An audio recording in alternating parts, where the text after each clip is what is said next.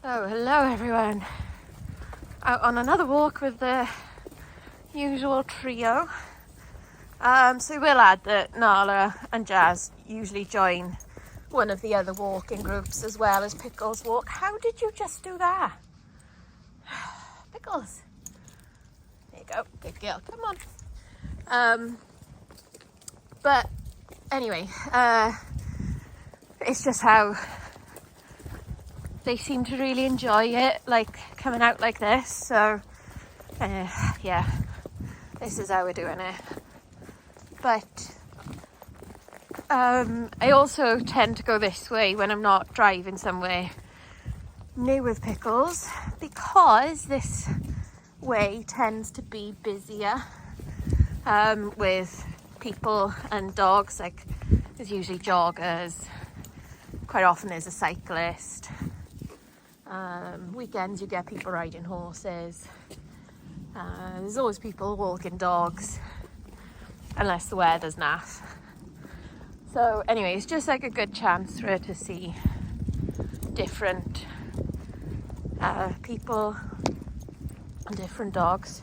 Sometimes it's the same dogs, but anyway, it's just like, of all the places in immediate area to take her, this is the better place for her socialising.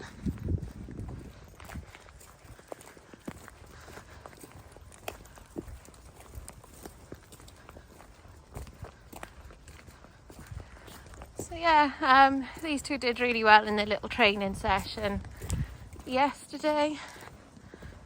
So we're going to do like a little bit of other training, I think, on this walk. I think I've decided which route I'm going to take. That's a poop, but yeah.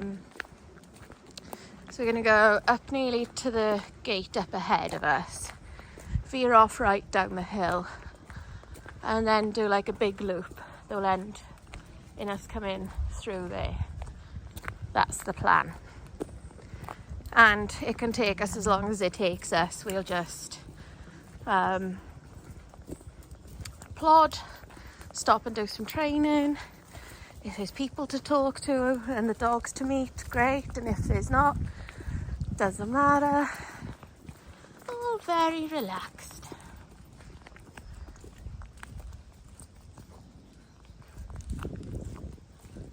It's like a little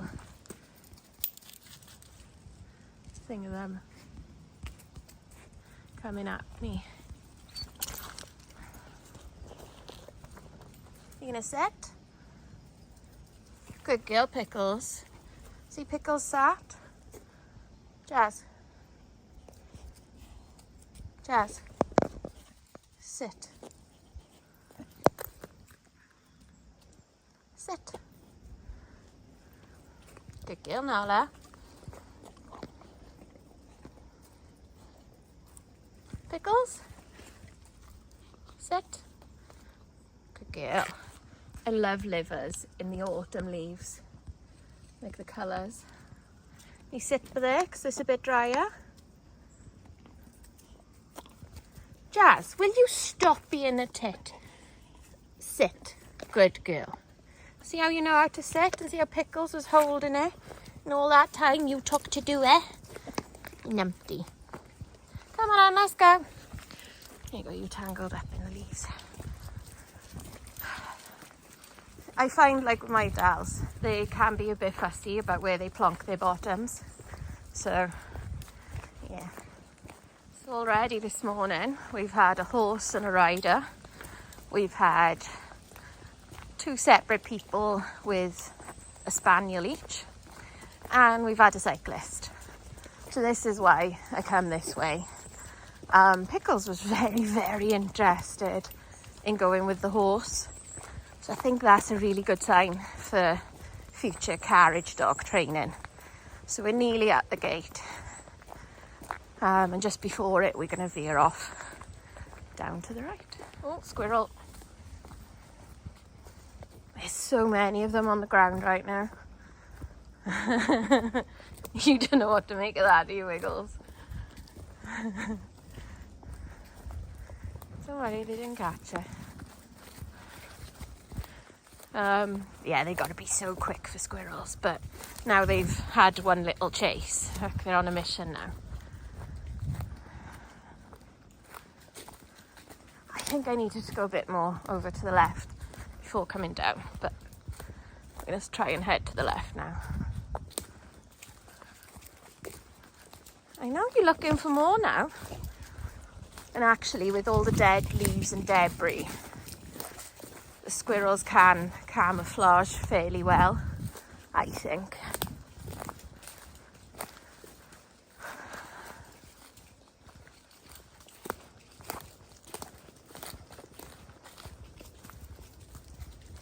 Yeah, we've also already met a man with a golden retriever today, which is, all these interactions have been really good, really positive, really calm, just what you want. But it just reinforces that sometimes you got to kind of do similar walks a lot because you see different each time. Like, I figured it out that it was actually Pickle's first time seeing somebody ride a horse other than on the yard. So, like, she gained a bit of knowledge today that can happen, that will happen. And I gained a bit of knowledge because I realised that she was very keen and very interested in following. So, yeah, I definitely needed to go more over to the left, and it's way too clogged up. But anyway, I know where I am, and I know what way to go to sort of carry on with the loop I planned.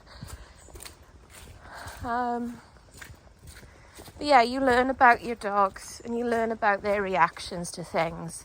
And to me, that says I could maybe do with attending a horse show where there's loads of people riding horses and you can't be super keen or super interested in just one. Or I just need to find maybe a fun ride, or maybe attend the ride at the country park on the weekend where there will be people going out for rides. And you know, she wasn't too close to the horse.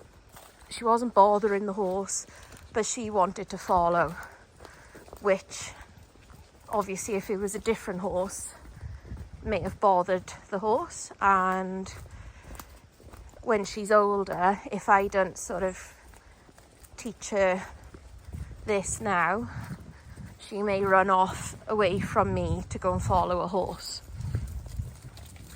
So yeah, all walks are learning opportunities, whether it's you learning about the dog or learning something you've got to teach the dog, or you're teaching the dog something new.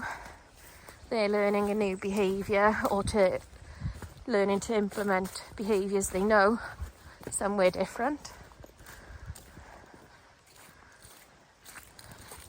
And I think too many people like disengage on their walks. Like, they're on their phones. They got their headphones in and they just switched off to the world. So I don't think that does anybody any good. And like a good example of why that's not good is yesterday I was up the tips with one group of dogs and I was on the first tier, and I was sure I could hear dogs barking up above me, so we'd be on the top tier. So got dogs back on lead and it had gone quiet, and I was like, no, I definitely heard dogs up there. So just kept them on lead and then came onto the straight, like just around corner and onto a straight bit, and there was a person with 4 dogs. He didn't know me. He didn't know I was there, so I actually had Pod bark on the bottom tier a couple of times on command, because I thought, well, if I've heard his dogs barking, if my dogs bark, he'll know I'm there as well. But he didn't. So he's actually on his phone too. He managed to hold one of his dogs. Another one stayed by him. One didn't recall to him. And another one recalled to him, but then left him to come and investigate my dogs. And it was all like completely fine. It was a quiet interaction. But if I'd have let mine go flying around the corner, and his dogs happened to be running and they just all sort of collided all of a sudden round the corner, that interaction may have looked different. May have frightened my dogs, may have frightened his dogs. But anyway, like, the point is, you need to be aware of your surroundings. Like, how many of us have heard a dog kicking off, really reacting? You can't see it, you can't see what it's reacting at, but you can hear it and you go, right, either I need to go a different way, you turn around, or go veer off a different way on a different track, or you put your dogs on lead to make sure that they ain't going near that dog that's kicking off. Like, I know that's happened to me on several walks. But if I had headphones in, if I was just on my phone switched off to the world, if I wasn't paying attention to where my dogs were, all of those interactions can look different.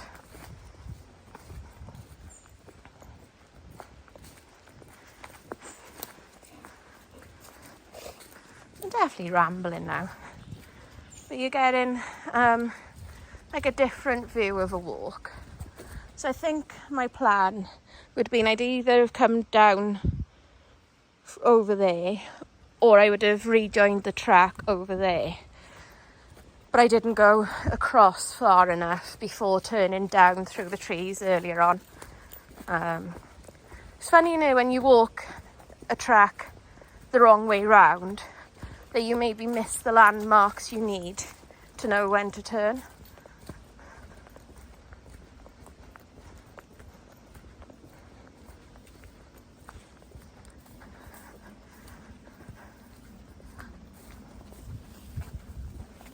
So anyway, I think I've filmed quite a bit for you guys today on this walk. So I will leave this here. If I happen to get nice pictures, I will be putting them on the Facebook page or the Instagram page, or both. Depends what I remember to do, if I'm honest. And